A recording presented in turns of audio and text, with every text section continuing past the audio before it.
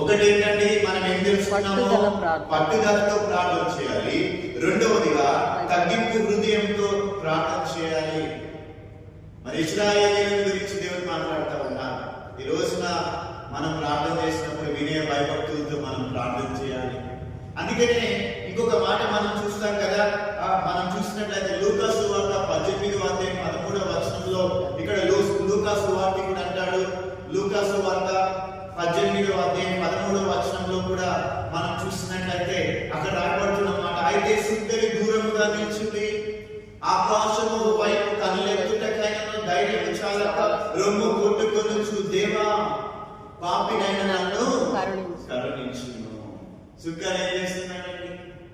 ఆయన ఏం చేస్తున్నాడు? ఈ వాక్య భాగం ప్రకారంగా మనం చూస్తూ ఉన్నాము. ఆయన 13వ వచనంలో పాపినైన నన్ను కరుణించు,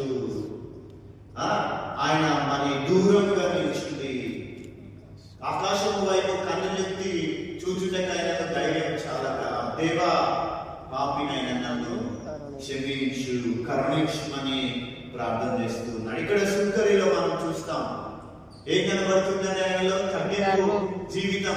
ఒకసారి పరిసయుడు కూడా ప్రార్థన చేస్తాడు కదండి, దేవాలయం ముందు నుంచి ఏమని ప్రార్థన చేస్తాడు, అయ్యా ఇదిగో ఈ సుంకర వలనైనను ఈ పాపుల వలనైనను ఉండనందుకు నీకు కృతజ్ఞతాస్తుతులు. డాంబికం ప్రార్థనలో హెచ్చింపు.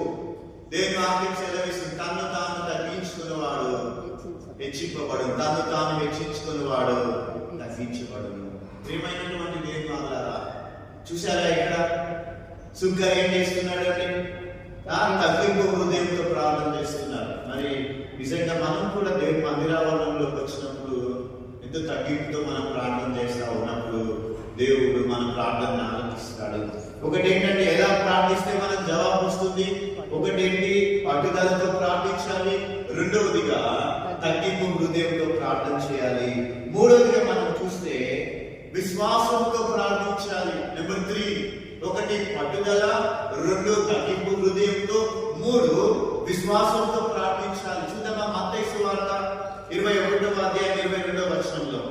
మత్తయి సువార్త 21వ అధ్యాయం 22వ వచనంలో మనం చూసినట్లయితే అక్కడ రాయబడుతున్న మాట, మరియు మీరు ప్రార్థన చేయనప్పుడు వేటిని అడుగుదురో అవి దొరికినవని నమ్మిన ఎడల మీరు వాటన్నిటినీ పొందుతురని వాటితో చెప్పాను. మీరు ప్రార్థన చేయనప్పుడు వేటిని అడుగుదురో అంటే ఇక్కడ ఏం కనబడుతుంది?